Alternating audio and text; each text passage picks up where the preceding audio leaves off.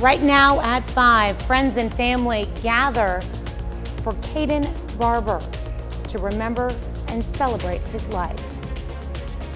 We've got strong to severe thunderstorms out there this morning, and these may not be the only ones we see. We're going to take a look at that forecast and show you what's going on right now coming up.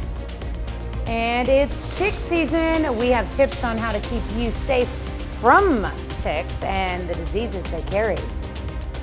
The 4 states' most watched news starts now.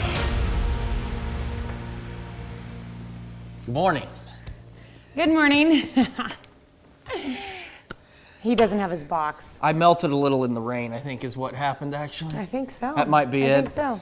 So great way to start Wednesday. We're halfway through the week, but even though I'm a little shorter this morning, we actually do have some serious weather we need to talk about this morning, so we're going to jump right to it. We've got strong to severe thunderstorms that have been rolling through the area. Skywatch Storm Tracker showing us all of this activity out there across the area. So we've got a severe thunderstorm watch to our south. We've had severe thunderstorm warnings to our south, and we've got more activity to the west. So we're going to take a quick radar tour for you. So here's what we've got this morning. This activity, thankfully just some good heavy rain and some thunder out there. There's an old lightning strike here. Now bear in mind that the Skywatch Storm Tracker can only detect cloud-to-ground lightning. Cloud-to-cloud lightning doesn't show up on here, so you may still be seeing a bit more than what may be showing up here. So let's go down south.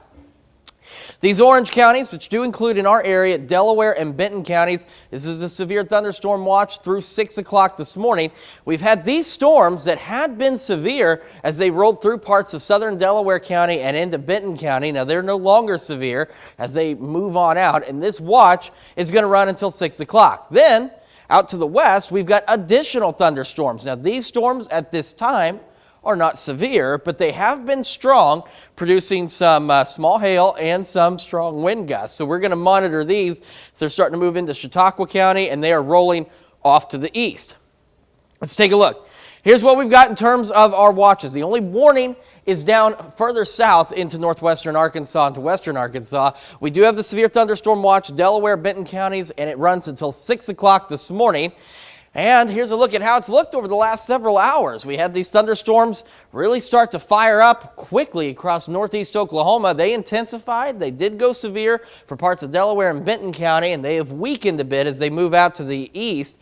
But we're watching this development that's taking place here, swirling back out of Wichita. So that's going to start to rotate back through to the east as well. And again, right now, that activity not severe, but we are keeping an eye on it because some of those storms have been stronger out there and they've been holding their own. Let's talk about our severe threat this morning. All right. Tornado risk today, very low, but we do have a low-end hail risk in the Brown and a low-end wind risk. It's not to say we couldn't see stronger storms outside of that, but that risk does exist. And this isn't our only possibility of strong to severe thunderstorms. We head into tomorrow, we get a low to elevated risk out in our western counties, and we head into, I'm sorry, that's not Sunday, this is for Friday. We have a low or an elevated risk in our southern counties and a low-end risk for a good portion of the area. We head into Saturday, and we've got another potential severe risk. So we're going to talk more about that full forecast and look at how things are looking as we head into this weekend here in a few more minutes. Tanya? All right, thanks, Chris. And we have an update to a story we brought you yesterday. James Hebert III has been arrested in Jasper County, Missouri. Hebert was wanted by multiple agencies for theft, property damage, and resisting arrest. Police also allege Hebert was involved in 2 recent high-speed pursuits. His apprehension was a high priority for law enforcement. And an oversized load trailer hauling a crane strikes the gridders of an I-44 overpass, causing major structural damage. The collision took place about 2 p.m. Tuesday afternoon. I-44 initially closed to through traffic as MoDOT inspectors assess damages.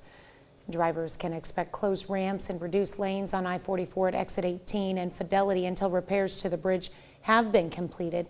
In the meantime, drivers are urged to avoid the area and seek alternate routes. Well, if you travel Route 59 in Anderson, Missouri, we have some road work information to pass on to you. You can expect some traffic delays and lane closures as road work takes place on Route 59 between Missouri Route 76 and the Canadian Pacific Kansas City Railroad crossing. Officials say the work will take place from 6 a.m. to 6 p.m. this Thursday and Friday. Drivers are advised to find alternate routes. Residents in the 4 states may be noticing ticks around them while out and about in nature. It's the time of the year when ticks are active, and Crawford County Health Department is reminding residents that they can apply DEET, or oil of lemon and eucalyptus, on their skin. Hope Harmon, public health nurse in the Crawford County Health Department, says it's also good to wear long shirts and pants that are tucked into your socks. She also reminds checking on dogs after they're outside and recommends getting tested for illnesses if bitten by a tick.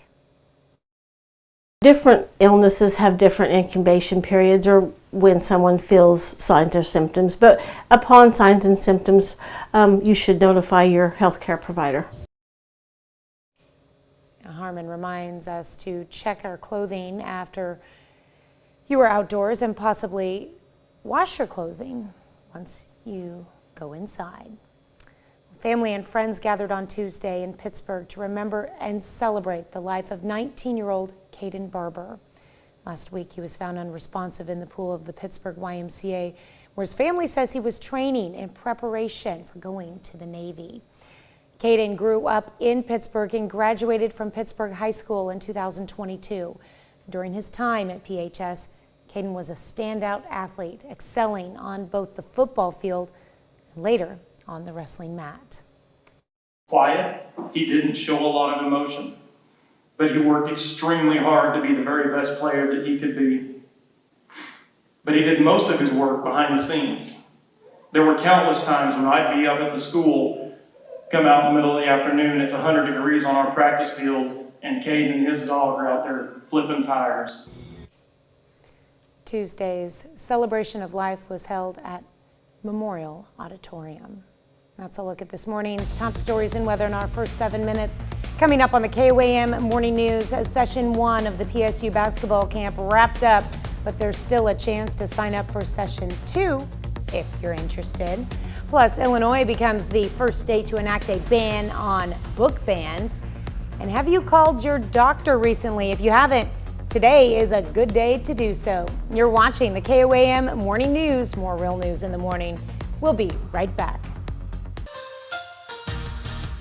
Pitt State men's basketball wraps up Session 1 of its youth camp. 2nd through 8th grade campers get the opportunity to learn the fundamentals from the Gorillas coaches and players.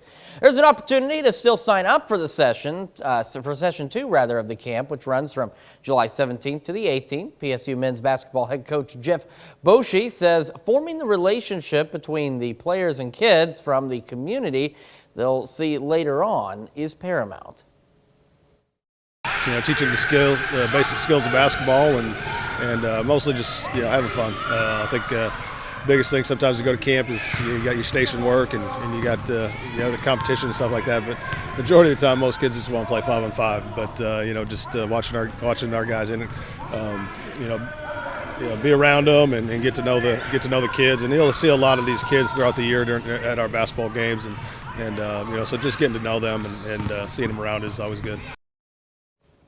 To local baseball now, the Joplin Outlaws started the 2023 season with 4 straight wins before 4 straight losses this past week, but they got a chance to turn things around on the road at Sedalia, which is the only team Joplin has beaten away from Joe Becker Stadium so far this year. Everything was clicking for the Outlaws. Landon Meyer gets the start on the mound. He goes 7 1/3 scoreless innings, as well as tacking on 2 hits and an RBI at the plate. Colton Reynolds got things started right away. He hits a 3-run homer in the first inning, which is just one of his 4 hits on the day. They win 9-3. Still to come, in honor of Men's Health Month, we're going to take a look at health issues that are more common in men. And we're going to keep an eye on these thunderstorm chances across the area when the KOAM Morning News returns. Welcome back to the KOAM Morning News. 5:14, almost 5:15 now on this Wednesday morning. We've had some strong to severe thunderstorms, mainly in our southern counties. We're talking Delaware and Benton County, and we still have a severe thunderstorm watch for both those counties through 6 a.m. So it's something we're going to keep an eye on. That's not our only opportunity for stronger storms. We could see some later this afternoon. We could also see some as we head into our Thursday out west, Friday for most of the area, maybe even into Saturday. Let's take a look at your forecast for the rest of the day. MoDOT camera 20th and range line. The roads are wet, but the rain is winding down. And same from the KDOT camera at 69 and 520th Avenue, just south of Pittsburgh. Our camera 7th and range line. You can see the rain starting to let up out there. Sitting at 64 in Joplin with the west-northwest breeze at 10. And as we look at temperatures around the region, they look like this. 61 Iola, 59 Fort Scott, Nevada, 66 Chitopa, 64 Miami, and we're sitting at 63 in Neosho. We've got the scattered thunderstorms as we go through the morning hours, and we'll make it to the mid-70s, and we'll continue to see those pop-up thunderstorm chances as we head through the afternoon and even into the early evening hours as well. Despite that, and even the cloud cover, still going to warm up. We're looking low to mid-80s across the area, and as we head into this evening, we will eventually see these storms die out, and we'll transition to partly cloudy skies, dropping back into the lower 60s. Now, as we look ahead to our far western counties, there is a chance of maybe a stray storm or two tomorrow. We'll keep an eye on that for you. Otherwise, partly cloudy, mid-80s. Thunderstorm chances again Friday. Some could be strong, possibly severe. The same goes for us on Saturday, so we're going to keep an eye on that for you. We get hot outside of that, low 90s. Father's Day, a few more morning thunderstorms. Otherwise, upper 80s. We go low 90s Monday, upper 80s Tuesday with some additional pop-up storms by Tuesday. Well, Illinois is now the first state in the country to ban the banning of books. Tia Ewing has more. Book bans are about censorship, marginalizing people, marginalizing ideas and facts. Regimes ban books, not democracies. The new law, House Bill 2789, signed by Governor J.B. Pritzker, was met with applause. It threatens to cut off state funding for library districts and school districts that do not honor a library Bill of Rights. Many librarians have been forced to quit after being harassed and subjected to intimidation and hateful messages on social media. Others have been fired for refusing to remove books from circulation. Alexi Janulius is also the state's librarian. He acknowledges that in 2022, there were 67 attempts to remove or restrict access to books, including complaints that LGBTQ plus themes were inappropriately explicit for younger readers. None of us are against the LGBTQ kids. We say it over and over again. It's not about that. It's about the sexualization of our children. Terry Newsom is the Illinois chapter president with Parents in Education. He says the issue should have been put on a ballot. I don't think it's up to the school to teach or show my son how to receive oral sex or for my daughter how to perform oral sex. And it doesn't have anything to do with being heterosexual or homosexual. It's unnecessary. That brings us to our question for you. Do you support book bans? It's a yes or no, essentially, that you support book bans or you don't support them. We want to hear from you, though. Make sure you take time to vote through our website, through our app, and take part in the discussion on our Facebook page. We will be back with Health Watch right after this. Topping Health Watch this morning, about 15% of U.S. children were recently treated for mental health disorders. That's according to new research released Tuesday by the U.S. Centers for Disease Control and Prevention. The findings suggest conditions like attention deficit hyperactivity disorder or anxiety are common among school-aged children. Most treatments happen among adolescents between 12 and 17 years old. Boys were more likely than girls to have taken prescription medications for their mental health. White children remain the most likely to have received mental health treatment, while Asian children were the least likely. Gallup estimates low worker engagement is costing the global economy about $9 trillion. Its State of the Global Workplace 2023 shows 59% of employees are quiet quitting, meaning they're checked out at work. The survey also shows record stress. About 44% of respondents say they feel a lot of it at work, matching the 2021 high. Just over half of workers say they're looking for a new job. People in the gay community are more likely to have mental health and substance abuse problems. That's according to a new report published Tuesday in an annual national survey on drug use and health. The report is sponsored by the U.S. Department of Health and Human Services Substance Abuse and Mental Health Services Administration. It has included a question about how the participant identifies their sexual orientation since 2015. The report found adults who identify as gay, lesbian, or bisexual are more than likely than those who identify as straight to have serious thoughts of suicide and mental health conditions, including major depressive episodes. Well, Tuesday is National Call Your Doctor Day.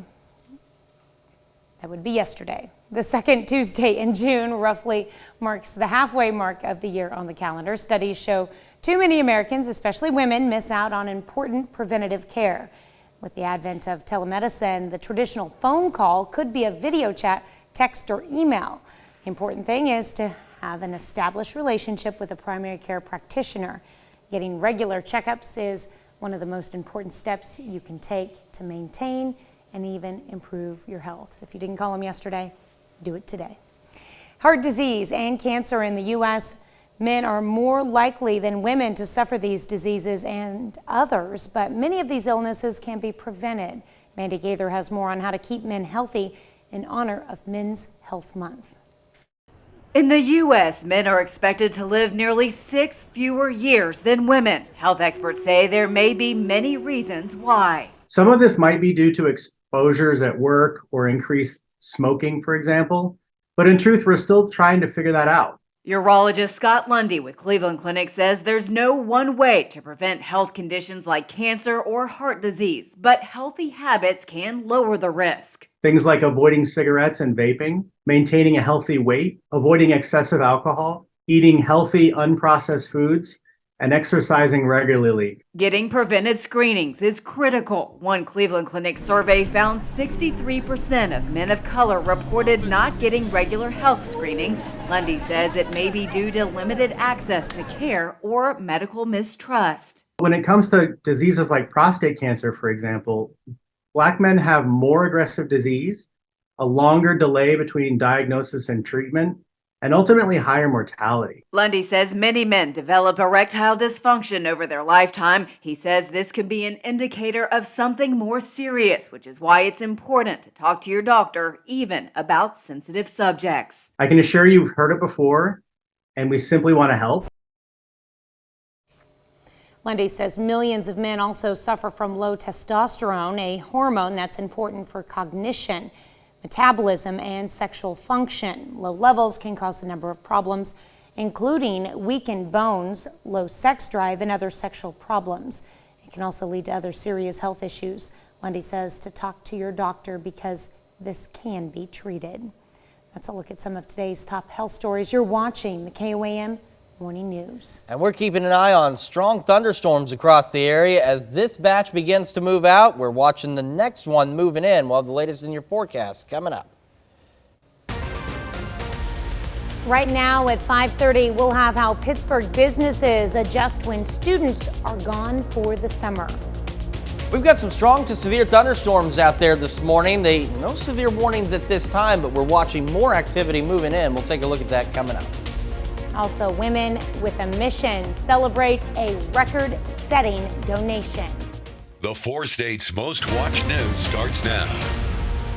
Good morning and welcome to the KOAM Morning News. It's now 5:28. I'm Tanya Bach. I'm Chris Warner. So we've had some strong, even severe thunderstorms this morning, and we're not quite done with the thunderstorm chances just yet. So let's take a look at the Skywatch Storm Tracker and see what we've got. So we got our first batch of showers and thunderstorms now beginning to roll east of the area. So you can see we got some light rain trailing back into parts of Crawford County, Barton, Jasper, Newton, and McDonald counties. A little heavier rain out into Berry and Lawrence counties, and even some thunder out there. But this activity now moving to the east, and it is not severe. We did have some severe thunderstorms rolling through the southern portions of Delaware County and into Benton County. These have shifted off to the east and are also no longer severe. And then we have this batch of activity. So let me adjust this radar image here that's just entering our western counties. And you can see we've got fair amount of lightning, heavy rain. These storms are strong. However, they are not severe as of yet. But we're going to keep a close eye on them because they do have that potential, and they're moving off to the east at about 35 to 40 miles an hour. We do still have a severe thunderstorm watch in our area, specifically Delaware, Benton counties, and this will run through 6 o'clock this morning.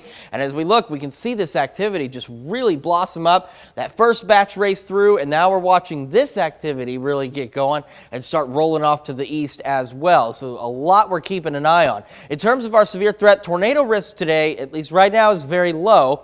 We do have a low-end hail risk and a low-end wind risk. Now, just because that area is highlighted doesn't mean we couldn't see some stronger storms outside of that. But this is where the higher probability of some stronger storms are. And today's not our only risk. This is what today looks like on a broader view. Tomorrow, we are looking at mainly partly cloudy conditions, maybe a pop-up storm or two, but in our far western counties, could see a stronger storm out there. And then we head into Friday, we have an area of an elevated risk for our southern counties for severe weather, and then we've got this low-end risk for the rest of us. Additionally, we have additional severe weather chances as we head into our Saturday that we're keeping a close eye on as well. Today, we're looking to get pretty darn toasty. Regardless of this, we're looking low to mid 80s for highs. Tomorrow, mid 80s. Friday, low 80s with those thunderstorm chances. More storms on Saturday, lingering into Father's Day. Look at that, though. Low 90s on Saturday. We get into the upper 80s Sunday, back to 90 Monday, and as we head into Tuesday, some more pop-up storms, temperatures upper 80s. We'll have another complete look at your forecast here in a few more minutes. Tanya? Thanks, Chris. Walmart announces it will be building a more than $250 million facility in Kansas. This facility will be located in Olathe and will be the retail giant's first ever fully owned and operated case-ready beef facility.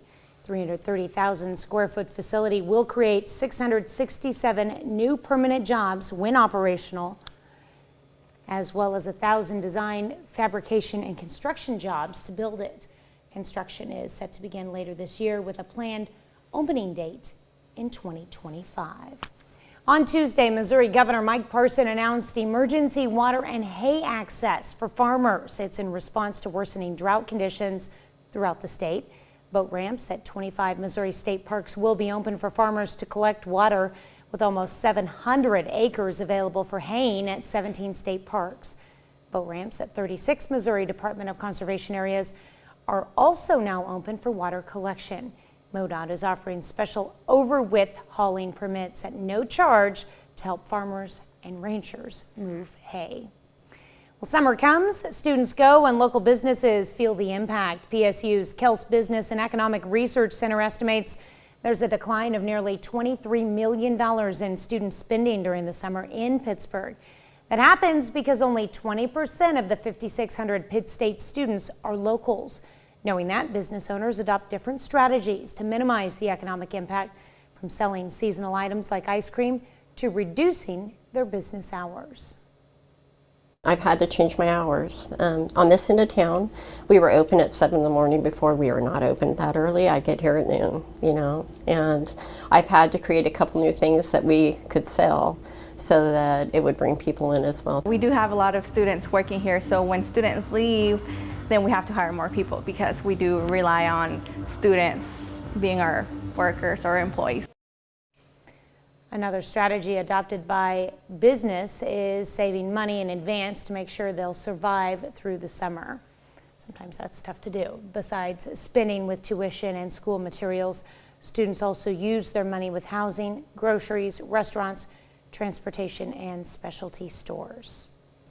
Women with a Mission, a giving society within Mercy Health Foundation, gathered to celebrate a record-setting donation. It'll be allocated to various hospitals and health departments. KOAM's Anthony Saviolo highlights one of the hospitals that got a part of that donation. Mercy Hospital in Columbus, Kansas is one of many hospitals that received part of a $113,000 donation from Women with a Mission. Angie Saporito gave me a tour of the facility and told me that this donation is one that will help boost the long list of improvements on the hospital's radar. We are so blessed to have these women come together and understand and recognize the needs in a small hospital. It's not the same as a bigger facility, so my needs are different from Mercy Joplin or Carthage or Galena. And so when I come to them with an ask, it may be something really small, but to me it's really great. One of the improvements? Hospital beds. Over time, the wear and tear on those beds, it matters for the care for the patients, for their comfort level, what they're able to do, if they properly work with their nurse call system, those type of things. Angie shared that the improvements aren't just new toys, but rather tools to make the lives of patients more comfortable. They have great care, but they also have access to the very best things that they can get in Joplin or Carthage or Galena or Pittsburgh, Parsons, surrounding communities. We have it at your hometown too. So, for this small town hospital, these big improvements will make all the difference when it comes to saving lives. Reporting in Columbus, I'm Anthony Saviello.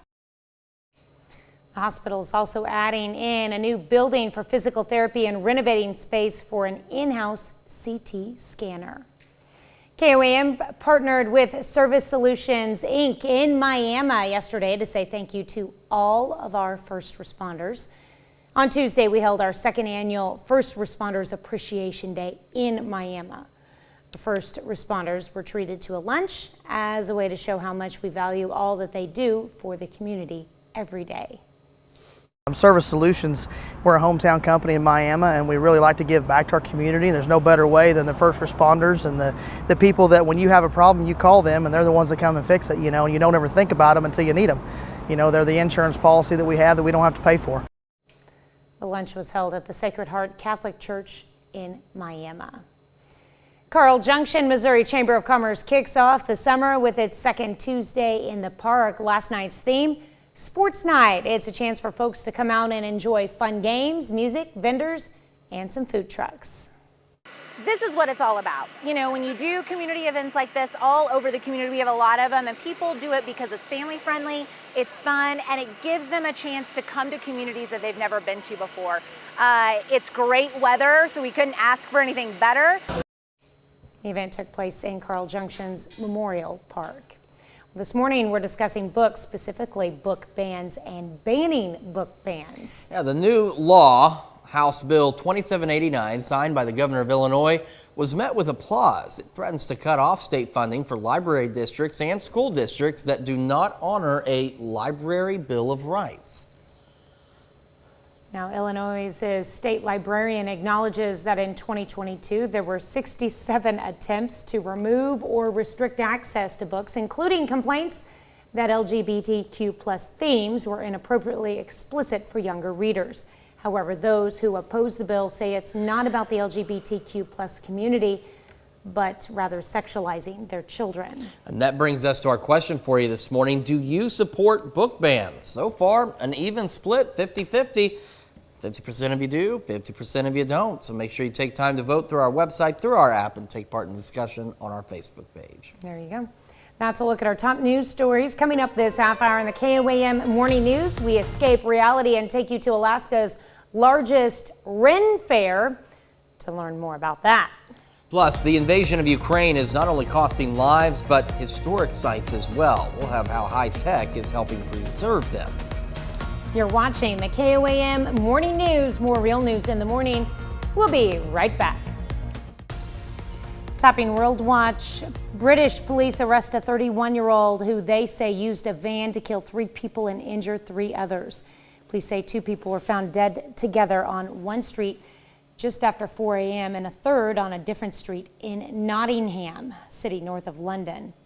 The 3 wounded were found at a different location. Witnesses told reporters a white van pulled up beside her, and when the driver spotted approaching police car, the van drove into a man and woman at a street corner. Possible motive is unclear as local police investigate. Mourners were left stunned when a woman knocked on her coffin during her own wake. 76-year-old woman in Ecuador was declared dead at a hospital over the weekend after a possible stroke and cardiac arrest. But during the wake, Bella Montoya was hitting the coffin trying to get out. She was taken back to the hospital. Her current condition is unknown. Ministry of Public Health says a state investigation is now underway. Pakistan's army is evacuating approximately 80,000 people from the country's southern coast ahead of a cyclone. The weather event is forecast to slam ashore in the densely populated region on Thursday. Many have already left, and some villages look like ghost towns. The cyclone is likely to be the most powerful to hit Pakistan and western India since 2021. Experts say climate change is leading to an increase in cyclones and the Arabian Sea region. Well, the Beatles live on. AI is helping extract the voice of the late Beatles icon John Lennon to help create the last Beatles record. According to Paul McCartney, AI was used to separate Lennon's voice from background sounds during the making of Peter Jackson's 2021 documentary, The Beatles Get Back, and will be pieced together to create a new song. The same technology was used last year at the Glastonbury Festival when McCartney virtually duetted with Lennon on I've Got a Feeling. Lennon was infamously shot and killed in 1980. McCartney called the tech scary but exciting. And the ongoing Russian invasion of Ukraine continues to cost lives. The conflict is also demolishing Ukraine's rich cultural history. Ted Linder takes a look at the high-tech efforts to digitally archive the country's historical sites in case they are destroyed in the war and need to be rebuilt. It's been more than a year since the start of the deadly Russian invasion of Ukraine, with Russian missile attacks continuing to reduce communities to rubble. But with the backing of the United Nations Educational, Scientific, and Cultural Organization known as UNESCO, volunteers armed with a laser scanner are trying to preserve Ukrainian historical sites in case they're damaged in the war. If it's not protected now, we will really risk that this heritage is lost forever. Located in Ukraine's capital of Kyiv, the All Saints Church was built more than 300 years ago. Now, modern-day technology could ensure it survives even longer. Positioned around the church, this laser scanner takes high-definition pictures of every architectural detail inside. The images are compiled to create a 3D digital image of the structure. Due to the war, that church would be bombed in next week or next month. It would be terrible, of course, but at least we would have this digitalization and it would help a lot in rebuilding the church. The engineers and architects involved say it's a fulfilling and critical opportunity. I'm not a doctor, that's not my skill. I'm not a good cook, I cannot give food, but I'm an engineer. I have this 3D skill and other structural assessment skills that I give. It's like the rediscovering your country, really. Data collected by UNESCO reveals at least 259 Ukrainian cultural and historic sites have been damaged since the start of the war back in February of last year. That's a look at some of your biggest headlines from around the world. We'll be right back. Welcome back to the KOAM Morning. On this Wednesday morning, we've had some thunderstorms rolling through the area. We're in a bit of a lull in the center part of our region, but more thunderstorm activity making its way in. So let's take a radar tour. This activity now moving out, starting to get out of the area. Still into parts of Berry and Lawrence counties in southwest Missouri. A little bit of shower activity extending northwestward into Barton County. No strong or severe storms with this. In fact, while again the Skywatch Storm Tracker can't pick up cloud-to-cloud lightning, we're not seeing any cloud-to-ground lightning strikes. We did have some severe thunderstorm warnings down in Delaware and Benton County early this morning. Those have cleared out. And we've got these strong thunderstorms now out to our west, starting to roll through parts of southeast Kansas, getting ready to enter Washington County and northeast Oklahoma. No severe thunderstorm warnings with these, but these storms have been strong at times, producing some small hail and some strong wind gusts out there as well. And then we have this severe thunderstorm watch for Benton and Delaware counties until 6 o'clock this morning. So we'll keep an eye on that, see if it gets dropped or if they extend it or if they cancel it. We'll keep an eye on it. Here's a look at all that activity as it rolled through. These were the severe thunderstorms down through Delaware and Benton County early this morning. And then we've watched this activity really pick up as it's continued to push off. Believe it or not, it is pushing off to the east, but there's that little line that's trying to bow out a little bit and push off to the southeast. So we'll have to see what that does. In terms of our strong storm chances today, very low tornado risk, but we do have a low end hail and wind risk for the counties highlighted in brown. That's not to say we couldn't see some small hail and gusty winds outside of that. This just means that the higher probabilities are there in the highlighted area. Could see a stray strong or severe storm in our far western counties tomorrow. It's a very low possibility, but it is there. And then we have another round of potential severe weather. We have the elevated risk for our southern counties and a low end risk for the rest of us as we head into our Friday. And there's a severe risk as we head into our Saturday evening as well. So a lot to keep an eye on here as the weather pattern really gets active. MoDOT camera, 20th and range line. We're looking good so far. Roads still wet from the morning rain. And same at the KDOT camera at 69 and 520th Avenue south of Pittsburgh. Pittsburgh. Our camera 7th and range line. We're seeing some clearing behind some of this shower activity before that next round comes in. 64 in Joplin right now. Temperatures around the region look like this: 62 Nevada, 63 Pittsburgh, Miami, 65 Chatopa, and 62 in Neosho. As we get our morning started, we're going to have those scattered thunderstorms, mid-70s. Some could be strong, low-grade severe, and that'll be the case with scattered thunderstorms as we head into the afternoon and evening hours. Highs today, low to mid-80s. Lows tonight dropping back into the lower 60s across the area. Partly cloudy overnight, mid-80s tomorrow, low 80s on Friday. We've got thunderstorm chances again Friday, Saturday. Could be strong to severe. Maybe some morning storms lingering on Father's Day, near 90, and then we stay hot Monday and Tuesday with additional pop-up storm chances by next Tuesday. That's a check of your forecast. We'll keep an eye on all this activity for you, and we'll have more of the KOAM Morning News right after this.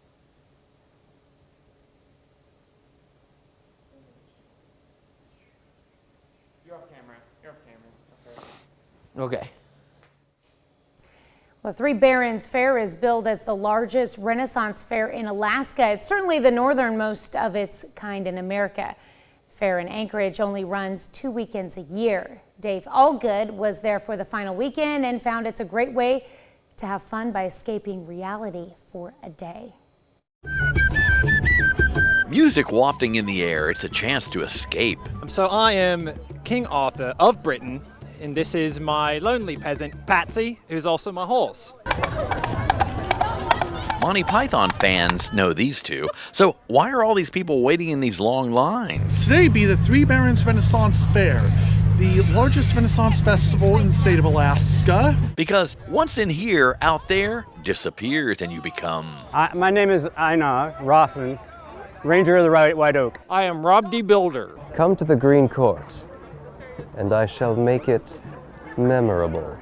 Anybody you want to be. There's entertainment, this medieval monster, or jousting camel jockeys.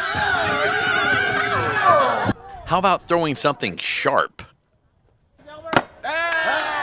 Bullseye. Oh, and there's little people eating corn and big people eating corn aggressively.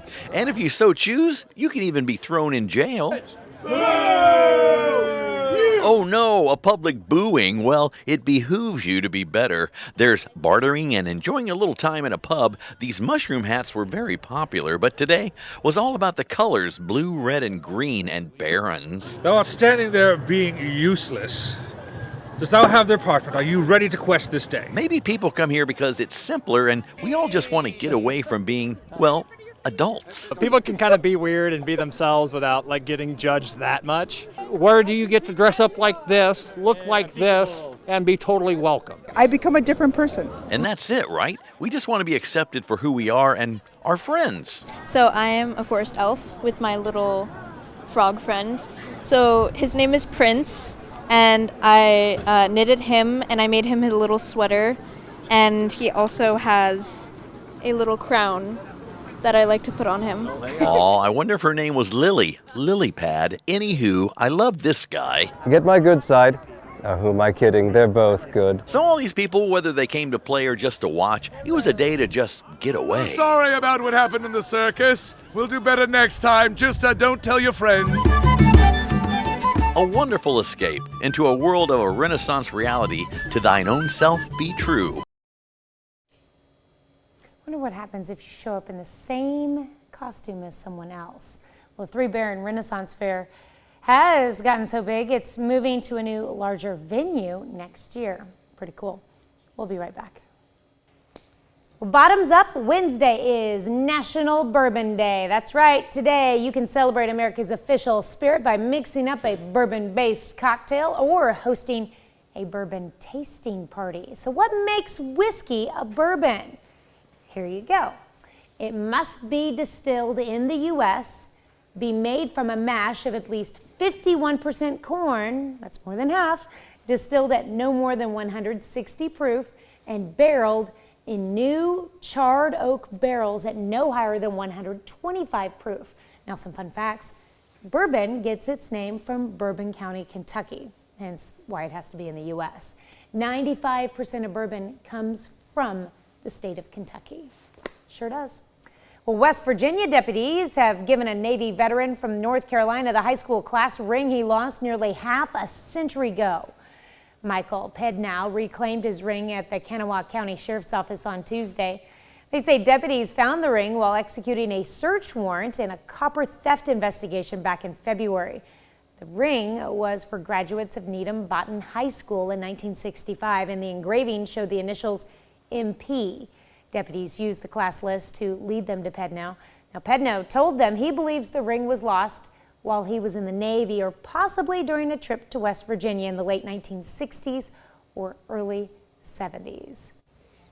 Well, the good news is severe thunderstorm watch for Delaware and Benton counties has been canceled. It was set to expire in a couple of minutes, but they've gone ahead and canceled it. We still have scattered thunderstorms through the morning, mid-70s. Some of these could be strong, low-grade severe. Same with our afternoon thunderstorms. Will be mostly cloudy otherwise, highs low 80s. And as we head into this evening, we've got those storms wrapping up and we'll drop back into the lower 60s. We'll be back with more right after this. Right now at 6, authorities shut down parts of I-44 after a crane collision causes major structural damage to part of the overpass in Fidelity, Missouri.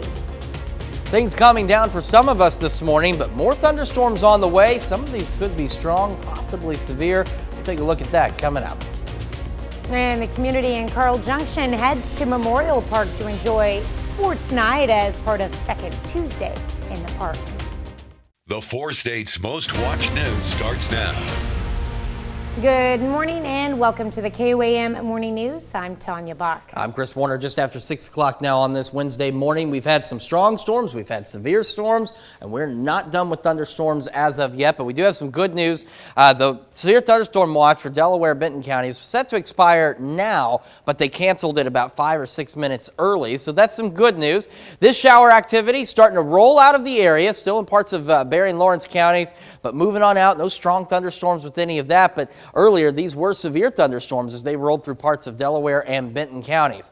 Okay, so we now have new warnings out there. These just came up. So this is going to be for parts of Washington and Craig counties, Nowata counties in northeast Oklahoma for this batch of storms that we've been watching all morning. So give me just a moment. We'll get the latest on this. I imagine it's probably going to be for some large hail that's taking place out there because the hail situation has been escalating with these storms as they've rolled through. So these are until 6:45. And these thunderstorms are producing 60-mile-an-hour wind gusts and quarter-size hail, and they are moving off to the southeast at 35 miles an hour. So we'll continue to keep an eye on these severe thunderstorms that just went up. We've still got some stronger storms over in Montgomery County as well. And we can see where the first batch of storms that did go severe in Delaware and Benton counties rolled through. And then we've got this second batch that began to develop, originally surging east, now starting to take, as we just mentioned, a more southeasterly turn, and they are now severe. So we'll keep an eye on that for you. And again, strong thunderstorms, possibly severe storms, a thing for us today. Tornado risk very low. Hail risk in the low hail risk in the Browns. Same with that wind risk. That's not to say we couldn't see some strong storms outside of that, but the highlighted area is the more likely location. As we head into tomorrow, we have a low to elevated risk for our far western counties. Now, the overall possibility of thunderstorms tomorrow is very low, but if we saw any, they could go strong, low grade, severe. Friday, we get an elevated risk for our southern counties, and then we've got a low end risk for a good portion of the area. Additionally, as we head into Saturday, that's a little too far out for these maps. We've got a severe threat for most of southeast Kansas and into northeast Oklahoma that we're going to have to keep an eye on as well. We'll have more on your complete forecast. Take a look at those storm chances and the warm temperatures here in just a few more minutes. Tanya? All right, thanks, Chris. And we begin the morning with an update to a story we brought you recently. According to the Webb City Police Department, James Hebert III has been arrested in Jasper County, Missouri. Hebert was wanted by multiple agencies for thefts, property damage, and resisting arrest. Police also alleged Hebert was involved in 2 recent high-speed pursuits. His apprehension was a high priority for law enforcement. An oversized load trailer hauling a crane strikes the girders of an I-44 overpass, causing major structural damage. Collision took place about 2 p.m. Tuesday afternoon. I-44 initially closed to through traffic as MoDOT inspectors assessed the damages. Drivers can expect closed ramps and reduced lanes on I-44 at exit 18 in Fidelity until repairs to the bridge have been completed. Meanwhile, drivers are urged to avoid the area and seek alternate routes. If you travel Route 59 in Anderson, Missouri, we have some road work information to pass on to you. You can expect some traffic delays and lane closures as road work takes place on Route 59 between Missouri 76 and the Canadian Pacific Kansas City Railroad crossing. Officials say the work will take place from 6 a.m. to 6 p.m. this Thursday and Friday. Drivers are advised to find alternate routes. Walmart announces it will build a more than $250 million facility in Kansas.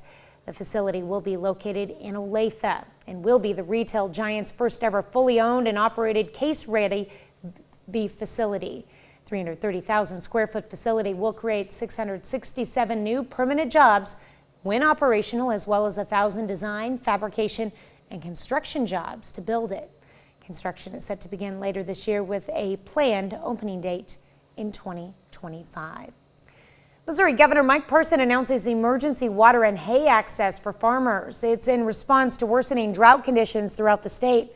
Boat ramps at 25 Missouri state parks will be open for farmers to collect water, with almost 700 acres available for haying at 17 state parks. Boat ramps at 36 Missouri Department of Conservation areas are also now open for water collection.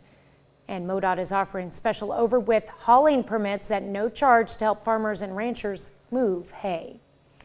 On Tuesday, for the first time in American history, a former president was booked and arraigned on federal charges. Former President Donald Trump pleaded not guilty to those charges, which stem from his alleged mishandling of sensitive materials after leaving office.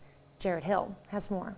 This day will go down in infamy. Last night, a defiant former President Trump slammed the federal case against him at his golf club in Bedminster, New Jersey. It came hours after he pleaded not guilty to 37 charges, accusing him of retaining classified documents illegally and trying to hide them from investigators after receiving a subpoena. I had every right to have these documents. Before his historic arraignment at a Miami federal court yesterday, the former president surrendered to authorities, got swabbed for DNA, and was fingerprinted, though no mugshot was taken and he was allowed to keep his passport. Raj Abiyankar was inside the courtroom where Trump was joined by aide and co-defendant Walt Nada. He's quiet. There's a few people whispering in the back. Yeah, it's very serious. Special counsel Jack Smith was also in the Miami courtroom. On Tuesday, the judge barred former President Trump from discussing the case with his co-defendant. He's also not allowed to engage with potential witnesses, but since many of them work for him, that could be tough to enforce. Crowds of Trump supporters and demonstrators gathered outside the courthouse. One protester dressed in prison stripes was arrested after he briefly jumped in front of the motorcade. After his day in court, Trump visited with supporters at a Cuban restaurant before heading back to New Jersey, where he held a closed-door fundraiser. Jared Hill, CBS News, New York. During his speech in New Jersey last night, former President Trump vowed to appoint a special prosecutor to go after President Biden and his family if he wins the 2024 election. So far, President Biden has declined to comment on the case, and he has asserted that the Department of Justice operates independently. To be the first to see breaking news, weather, and sports, you can download the KOAM News app. It's available free of charge in the Apple App Store and the Google Play Store. Just search for the KOAM News app. Carl Junction Chamber of Commerce kicks off the summer with its second Tuesday in the park. Last night's theme was Sports Night. It's a chance for folks to come out and enjoy fun games, music, vendors, and some food trucks. So we're just bringing the community together through games at Sports Night. So that's a lot of fun, a lot of games happening, but we've got bounce houses, food trucks, and then we're also celebrating the opening of our brand new splash pad up in the corner. The event took place in Carl Junction's Memorial Park. And that's a look at this morning's top stories and weather in our first 7 minutes. Coming up on the KOAM Morning News, blood donations meet virtual reality technology. There's a new way to look at blood donation. I'm Bradley Blackburn at the first blood bank in the country using mixed reality glasses to make the experience more relaxing and hopefully bring in donors. Plus, a Missouri man attacked at a concert has to wait for an hour for an ambulance to respond, and now the mayor weighs in. Forecast, and if the 4 states can expect more storms heading into the weekend. You're watching the KOAM Morning News. More real news in the morning. We'll be right back. Topping Nation Watch this morning, the U.S. Army on Tuesday officially renamed Louisiana's Fort Polk as Fort Johnson. It's the latest U.S. military installation to be redesignated in an effort to strip Confederate leaders of the honor. The base, officially named Joint Readiness Training Center and Fort Johnson, now honors Sergeant William Henry Johnson. The black U.S. soldier served during World War I. During the war, he fought off about 24 Germans alone, killing at least 4, and saved a fellow American soldier. He was awarded a Purple Heart and Medal of Honor posthumously. He became the United States' first hero of the Great War, immediately receiving the French Croix de Guerre for his actions, the first American soldier ever to receive that award. The warrior spirit that burned within Sergeant William Henry Johnson now inspires generations of soldiers. The post is one of 9 Army installations redesignated to remove its Confederate name. Cornel West is now running in the Green Party presidential primary. West posted the announcement on Twitter Tuesday. The former Harvard professor and leading Democratic Socialist activist entered the 2024 presidential race under the banner of the People's Party.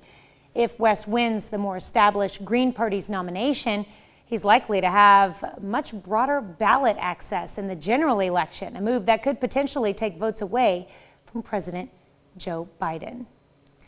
Well, in Missouri, a man who was attacked at a country music concert is asking why it took so long for help to arrive. The attack happened Saturday near Kansas City at Luke Combs' concert in Lee Summit.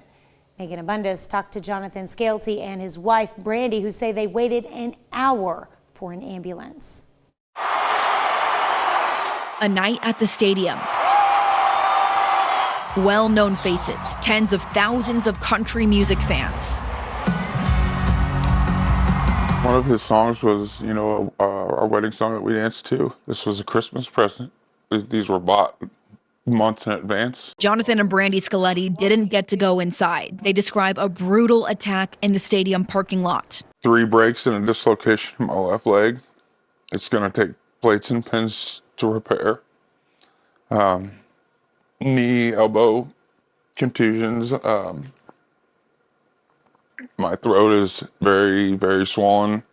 I'm having trouble swallowing, eating, drinking because I was strangulated the entire time. He says the 2 of them got to a family tailgate an hour before the show started.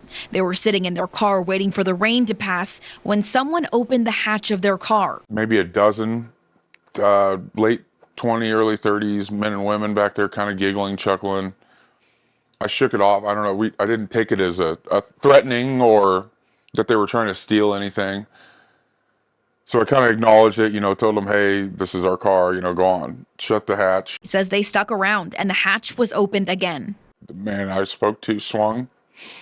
Another one grabbed my feet and a third put me in a headlock. He says they kicked, punched, and choked him, swung at his wife, and left him on the asphalt. Why? I want to hear from them why. The Scalettis say they couldn't get through to 911. But someone else did.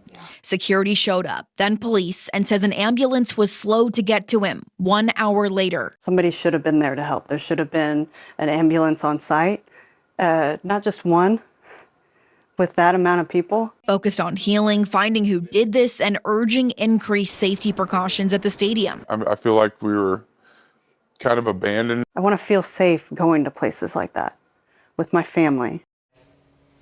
911 wait times are an issue Kansas City Mayor Quentin Lucas mentioned weeks ago. Now, Mayor Lucas posted his concerns on Twitter last month about his own family being put on hold for 5 minutes. Author Cormac McCarthy has died. He's long been considered one of America's greatest writers for his violent and bleak depictions of the U.S. and its borderlands. The novels included Blood Meridian, All the Pretty Horses, and Child of God. His publisher said he died of natural causes at his home in Santa Fe, New Mexico. Over a nearly 60-year career, McCarthy wrote a dozen novels, many of them critically celebrated, if not commercial hits, though he would eventually achieve both. He won the Pulitzer Prize for his novel The Road in 2007. It was one of several of his books adapted for film, most notably No Country for Old Men. The Coen brothers film won 4 Academy Awards, including Best Picture. Cormac McCarthy was 89. That's a look at some of today's top national stories. Here's Chris with a look at your forecast. Now, we've got ourselves some strong to severe thunderstorms out there, including this severe thunderstorm warning for parts of Washington and Nevada counties. We'll have the latest on that coming up.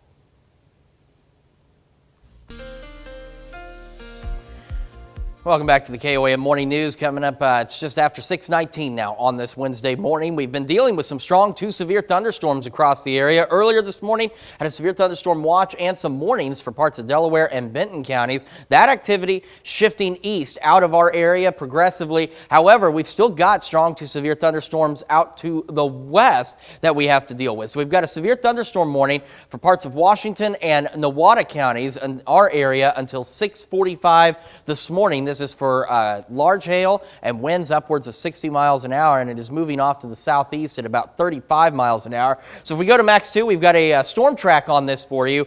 Most of it will remain outside of our immediate viewing area, but Nawada and Vera are both in our area, and it'll be Vera 6:34, Nawada by 6:39. And if you are traveling along I-44 heading toward Tulsa this morning, this storm continues to sag off to the southeast. You got 169, 69 in there. So other towns in the path of this include Collinsville at 6:51, Owasso by 7:09, Pryor Creek by 7:34, and Choteau by 7:43. So we'll continue to track these storms for you and these severe thunderstorms as they continue to push off to the southeast.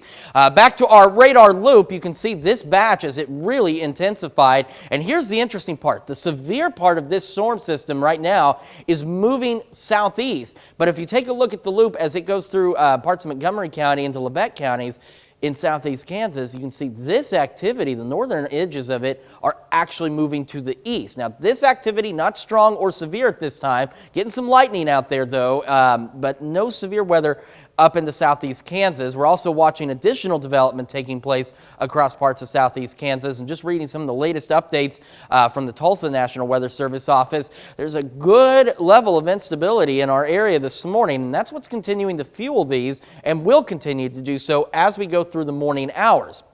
So let's take a look at our strong to severe thunderstorm possibilities for today. Very low tornado risk, but in the highlighted counties, we've got that low end hail risk and wind risk. Now, just because you're not in a highlighted area, it doesn't mean we couldn't still see some stronger storms later today in the rest of the area. But when they're highlighted, that's just indicating that's where the greater probability right now is. And this isn't our only severe weather day. Now, we have a low to elevated risk in our far western counties tomorrow, but the overall risk of a storm developing is low. It's just simply if we did get a storm or two, they could be strong, possibly severe. We head into Friday, we have better chances of storms and better chances. We have an elevated risk for most of our southern counties, and we have a low end risk for strong to severe thunderstorms for the rest of the area. And then we have another severe risk that's too far out for those maps for Saturday, going into southeast Kansas, right up to the state line with Missouri and parts of northeast Oklahoma. So we'll be watching that very closely for you as well. MoDOT camera, 20th and Range Line. Still wet roads, but no more rain falling in the Joplin area or just south of Pittsburgh. KDOT camera 69 at 520th Avenue. You can see some clearing skies out there. So we've got partly to mostly cloudy skies in Joplin, 62 right now. And a quick look at temperatures around the area. 63 Lamar and Pittsburgh, 65 Parsons, 63 Chautauqua, Miami, Veneta, and 61 in Neosho. So let's take a look at the rest of the week ahead. So looking at low to mid 80s today, scattered thunderstorms throughout the day, could be strong, possibly severe. Mid 80s tomorrow, we're expecting primarily partly cloudy skies. Then we get thunderstorms again Friday into Saturday evening and possibly into Father's Day morning. We'll be in the low 90s, upper 80s. We get another break with some hot temperatures Monday and then more pop-up storms by next Tuesday. We'll continue to watch these thunderstorms and any additional thunderstorms as we go through the morning. We'll be back with Health Watch right after this. Right now at 6:30, businesses in Pittsburgh feel the heat as students leave for the summer and take $23 million in spending with them. Well, after our first round of strong to severe thunderstorms this morning, more are on the way. We're going to take a look at the latest severe thunderstorm warnings coming up. And summertime means summer fun, but there's an 8-legged pest out there that can spoil your summer plans with serious illness. KOAM's Yana Helvela talks to the Crawford County Health Department about the danger of ticks. The 4 states' most watched news starts now. Good morning and welcome to the KOAM Morning News. It's now 6:32. I'm Tanya Bach. I'm Chris Warner. So we just got a new severe thunderstorm warning issued for parts of northeast Oklahoma. So first we're going to take a wide look at what we've got out here. We've got this entire batch of showers and thunderstorms, and obviously strong to severe. Now this main line, the severe line, is actually rolling off to the roughly southeast, but the bigger batches here, not strong or severe yet, are rolling off to the east. So here's our new severe thunderstorm warning that we've got that is for parts of Nowata County and just getting into Craig County in northeast Oklahoma. The one back behind it runs until 6:45, so about the next 14 minutes, and this one runs for just about an hour until 7:30. So on Max 2, we've got a storm track for you. So again, if you're traveling on I-44 this morning heading toward Tulsa, do be aware that this storm is going to be rolling your way. So here's a look at what we've got in terms of where this storm is headed. We're looking at Nowata here in about 2 minutes. Collinsville by 6:47. We're looking at Chelsea 7:03, Claremore 7:09, Veneta 7:19, Grove, if it continues its course, by about 7:54, and Jay by 8:04 this morning.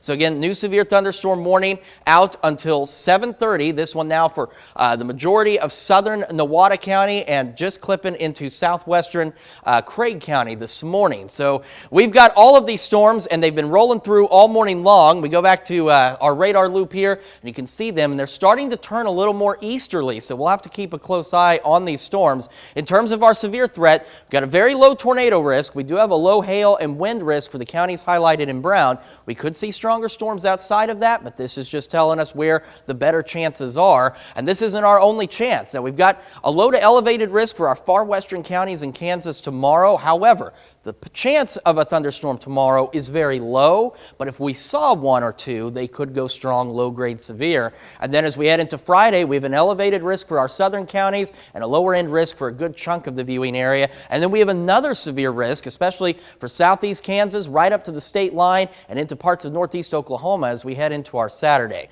We'll continue to track these strong to severe thunderstorms and keep you updated on what's moving through the area, and have more on your full forecast here in a few more minutes. Tanya? All right, thanks, Chris. Summer comes and students go, and local businesses feel the impact. PSU's Kels Business and Economic Research Center estimates there's a decline of nearly $23 million in student spending during the summer in Pittsburgh. That happens because only 20% of the 5,600 Pitt State students are locals.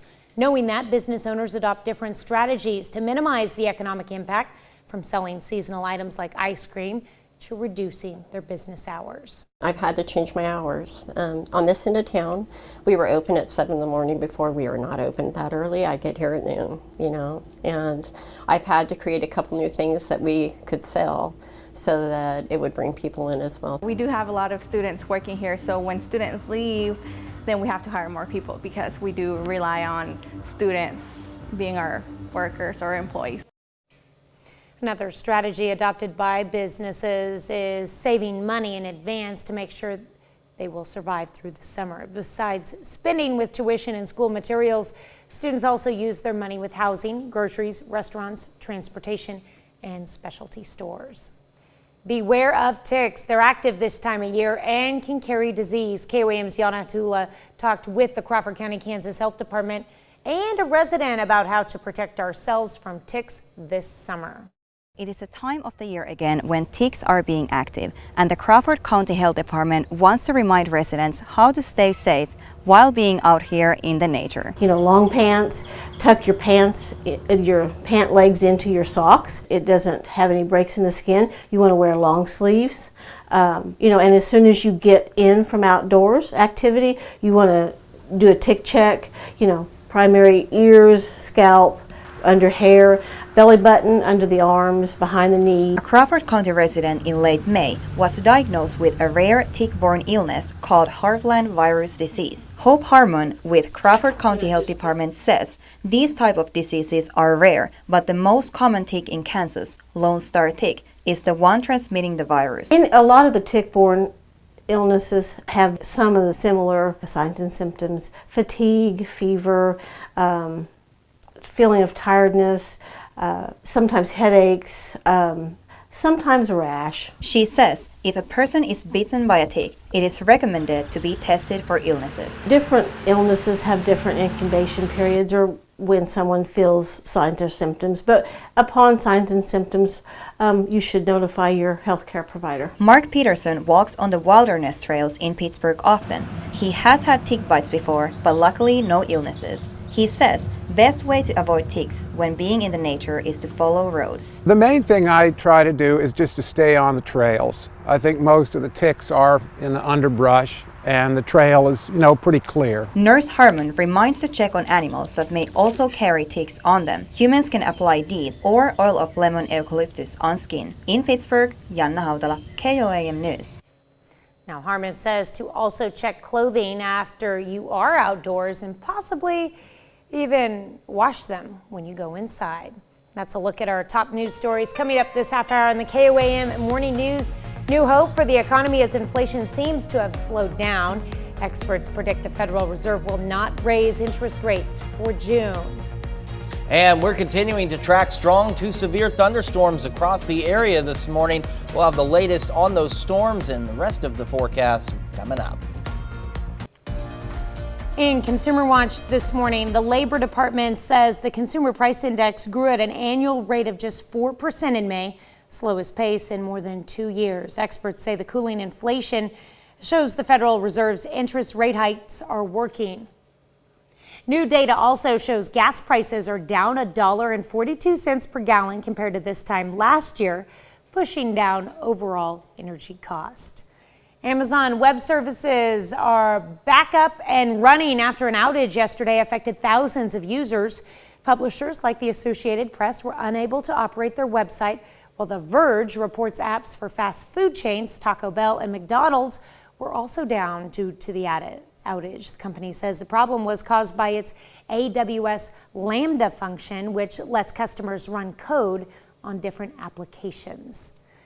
And check fraud is on the rise again. The Financial Crimes Enforcement Network says banks made around 680,000 reports of check fraud last year, nearly double the total from the previous year. Officials are now warning Americans to avoid mailing checks or, if possible, use a secure mail drop like those inside the post office. S&P 500 index entered bull market territory last week, which means it hit a 20% rally from the low it fell to in October. The Nasdaq is enjoying a long streak of weekly gains, but could this be coming to an end? We'll know more today if Federal Reserve Chairman Jerome Powell decides to announce another interest rate hike or put it on pause. John Lawrence reports. This may be an especially sunny month for Wall Street and U.S. households. We've had more than a year of interest rate hikes, and it does appear as if those dousing of inflation fires, the efforts by the Federal Reserve, do appear to be working. After announcing numerous increases since March of 2022, the central bank is hinting that it may skip one for June.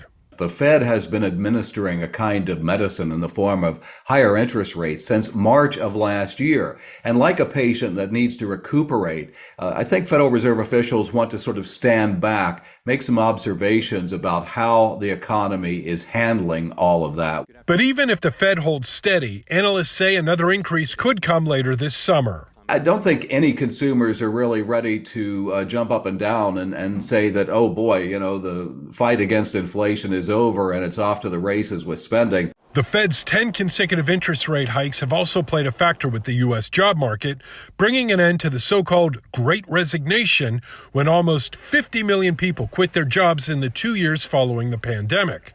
The government reports the number of people leaving their jobs dropped by 49,000 in April compared to March. And the so-called quitting rate is essentially back to the pre-pandemic average. I'm John Lawrence reporting. We mentioned the May Producer Price Index reports earlier in Consumer Watch, but investors say that report is unlikely to change the Fed's June decision unless they show inflation rates are widely above expectations. That's it for Consumer Watch. Here's Chris with another look at your forecast. Yeah, we're going to take a quick look at our severe thunderstorm warnings. Now, the one that's to the left is set to expire here in about 45 seconds, but we do have the other one that is for southern Nevada and southwestern Craig counties in northeast Oklahoma as this storm continues to roll off to the southeast at about 30 miles an hour. So if you are traveling along Interstate 44, you definitely need to be prepared if you're heading down toward the Tulsa area for this severe thunderstorm producing wind gusts of 60 miles an hour and quarter-size hail. So what we'll do for you before we head to break here is we'll just get another quick updated storm track on this. Again, moving off to the... It was moving east, moving southeast, but you can see it is beginning to turn more of an easterly direction.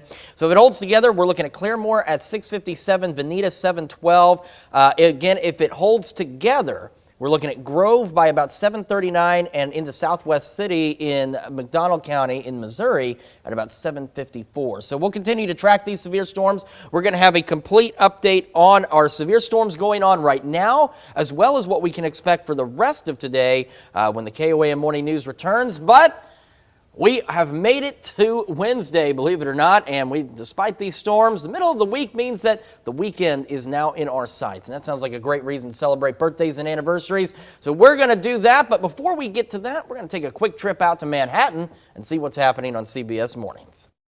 Hello to you, I'm Gail King. Coming right up on CBS Mornings, Emmy-nominated actor, that's Elizabeth Olsen. She also is a best-selling author. Did you know that? She'll be here to talk about the latest edition in her children's book series. That's coming right up on CBS Mornings. All right, time for some Wednesday birthdays here in the 4 states, and we're going to begin with Riley Hutto, celebrating a birthday in Columbus. A very happy birthday to you, Riley. And Amber Jennings is celebrating birthday number 32 in Jasper, Missouri. And we've also got Lisa Lawrence celebrating number 52 over in Joplin. Happy birthday, Lisa. All right. And Della Campbell turning another year wiser in Columbus. Happy birthday. We got a special note here that says, happy birthday to my wife, Love Jim. And we've also got Glendora Maples celebrating number 88 over in Joplin. It says her nickname here is Blue Eyes. A very happy birthday to you. Susie Cook turning 109 this year. Looking great there, Susie. Hope you have a wonderful birthday. Many more to come in Joplin. Happy birthday. And we've got Travis and Gina Shelton celebrating their 8th wedding anniversary in Fort Scott. Yeah, very happy anniversary going out to the Sheltons. All right, and Les and Deb Green are celebrating their 48th anniversary. They are in Parsons.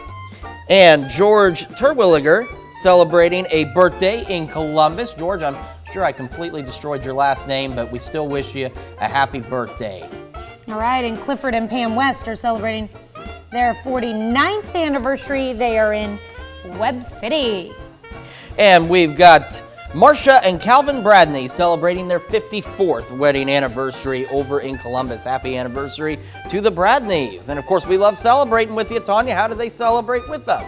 All right, all they have to do is send us a picture and all the details to this email, birthdays with an S at KOAMnewsnow.com. Send the anniversaries to that same email.